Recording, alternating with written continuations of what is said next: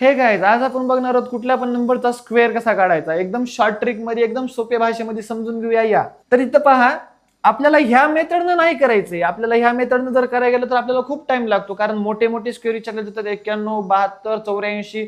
मग ती तुम्ही कसे काढणार?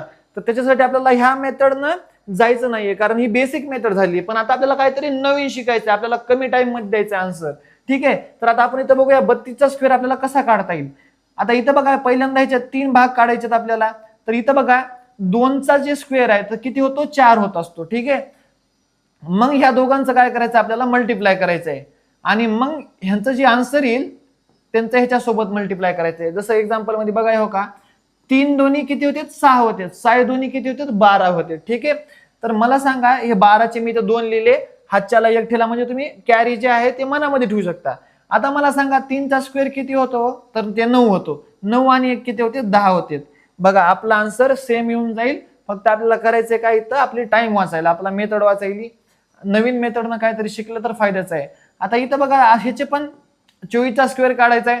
4चा स्क्वेअर किती हो? 16 होतो. 1 कॅरी गेला. मला सांगा, 4 दोन्ही 8, 8 दोन्ही 16, 16 आणि 1 17. हातच्याला किती आला? 1 आला. 2चा वर्ग किती होतो? तर 4 होतो.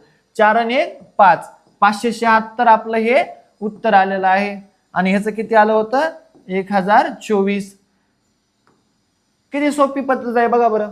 आता इथं बघा, 4चा वर्ग 16, कॅरी 1. आता या दोघांचं मल्टिप्लाय केल्याच्या नंतर 3 चौक 12, 12 दोन्ही 24, 24 आणि 1 25. तर मी 5 लिहिले आणि कॅरीला किती गेले? 2 गेले. तर मला सांगा, 3चा वर्ग किती होतो? 9. 9 आणि हे 2 11, म्हणजेच 1156 तुमचं आन्सर आलेलं आहे. आता इथं बघा, 7चा वर्ग किती? 49. तर 4 आले कॅरीला.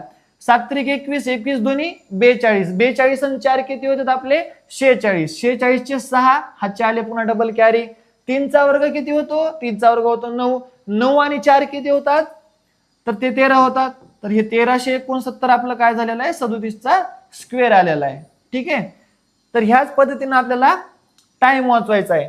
तर तुम्ही काय करा, आता कमेंट बॉक्स मध्ये आम्हाला ह्या सगळ्यांचे आन्सर द्या. आणि तुम्हाला जर व्हिडिओ आवडला असेल तर आमच्या पेजला फॉलो करा आणि आम्हाला आमच्या व्हिडिओला लाईक करून टाका. ठीक आहे, थँक्यू सो मच.